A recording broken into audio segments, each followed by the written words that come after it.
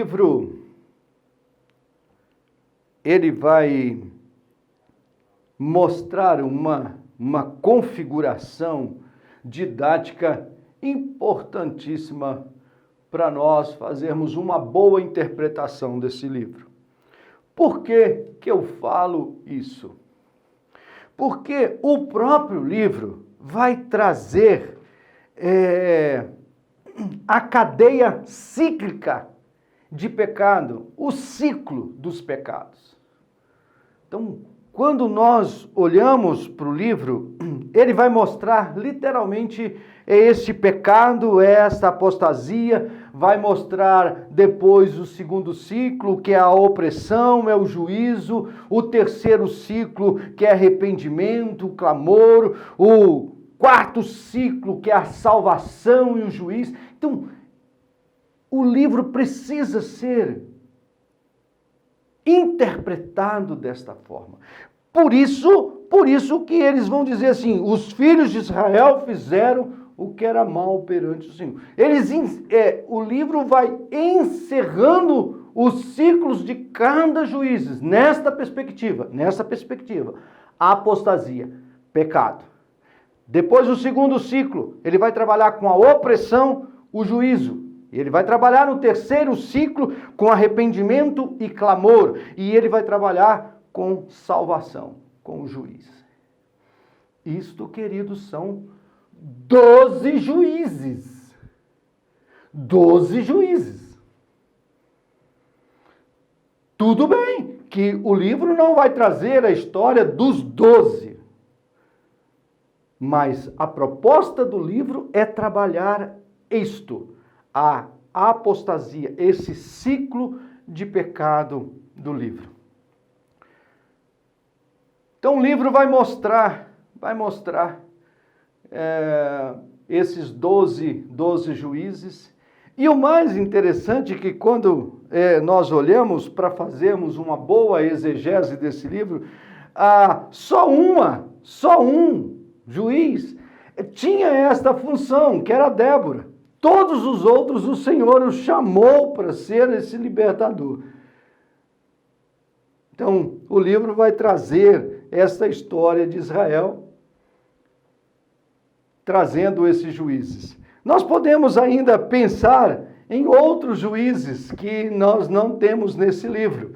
Então, nós podemos pensar que Moisés tinha esse cargo sobre os seus ombros, inclusive quando ele está julgando o povo, o sogro dele chega e fala assim, vai morrer você, vai morrer o povo. Então ele constitui juízes sobre o povo, então as questões mais difíceis eram levadas para Moisés. Nós temos no final, depois de Sansão, nós vamos ver Eli, o sacerdote Eli também como esse juiz, e depois nós também podemos entender com Samuel o grande juiz.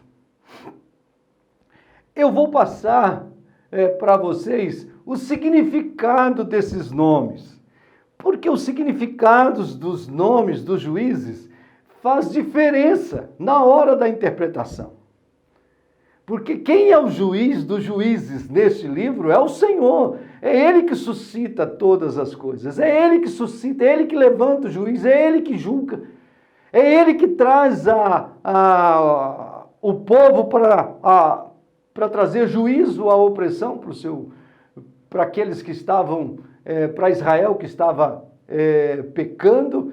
Então, Otiniel, por exemplo, significa Deus é força, Deus é poderoso, é um homem poderoso. Então, quando nós olhamos para o Otiniel, ele 40 anos. Eude é forte, é união. Sangar é copeiro.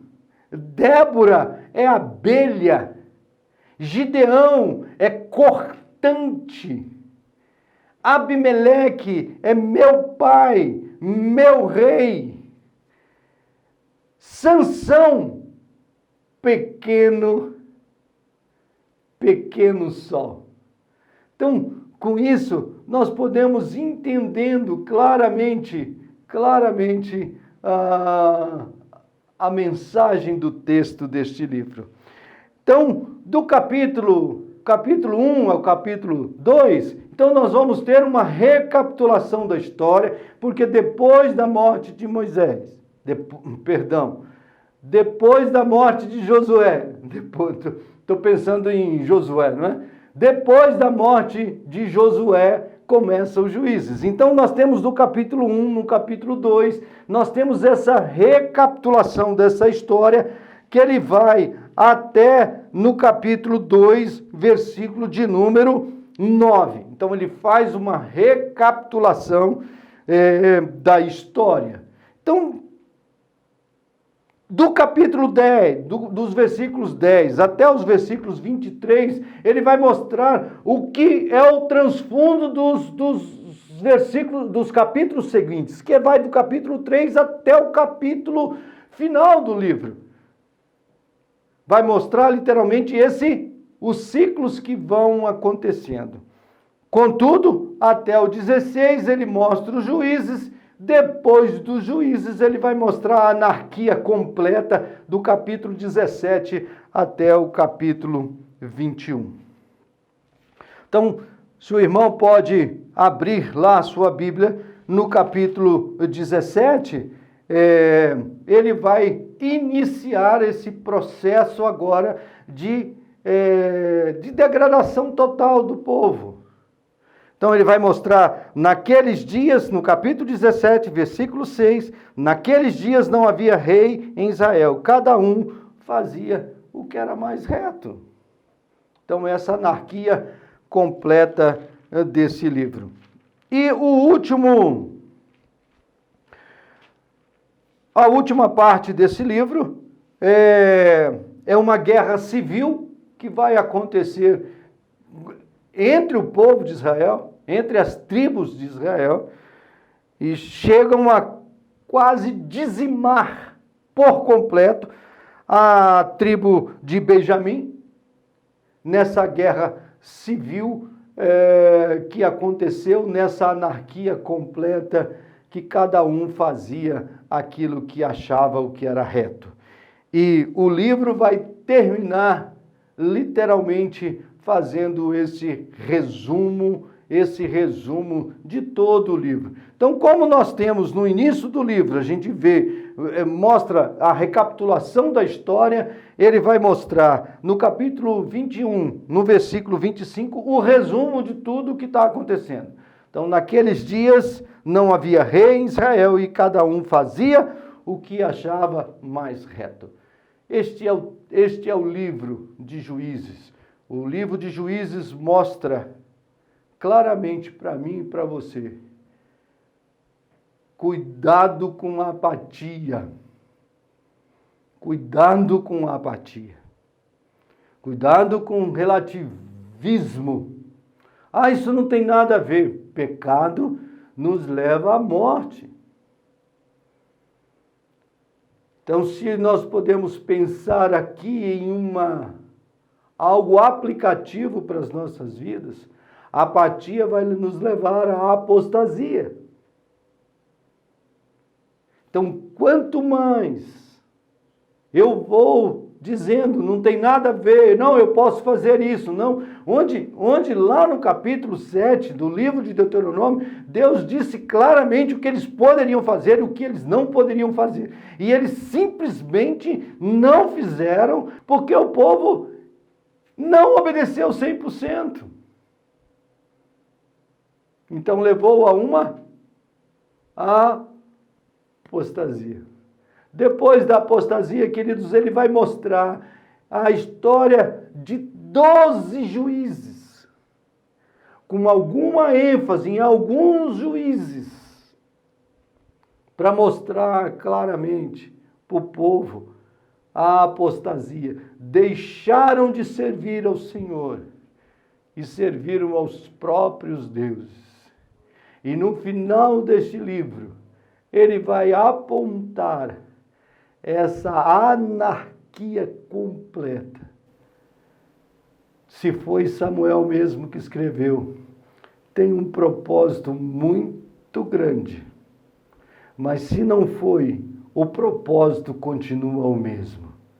Cuidado com a apatia, porque a apatia vai gerar apostasia, e a apostasia vai gerar anarquia. Deus te abençoe, aproveite esse livro, aproveite, estude esse livro indutivamente, veja as palavras que se repetem, as frases que se repetem, e você vai ver que o maior investimento que você está fazendo é na sua própria vida. Foi fantástico estudar este livro, foi maravilhoso estudar esse livro, porque eu preciso de cuidar na minha vida da apatia. Eu não preciso ficar relativando a questão do pecado. Pecado é pecado, é errar o alvo. Sei agora que esta apatia vai gerar no meu coração uma apostasia. Eu vou servir a outros deuses. Eu vou me afastar do Senhor. Me afastando do Senhor, eu vou fazer aquilo que eu acho que é certo e não o que Deus diz lá em Romanos para mim. A minha vontade é boa, é perfeita, é agradável para você. Fidelidade de Deus em contraste com a infidelidade do povo. E o oásis no meio deste livro é exatamente o livro de Ruth. No dia em que julgavam os juízes, no finalzinho do livro de Ruth, você vai encontrar a genealogia do rei Davi, o homem segundo o coração de Deus. Deus te abençoe.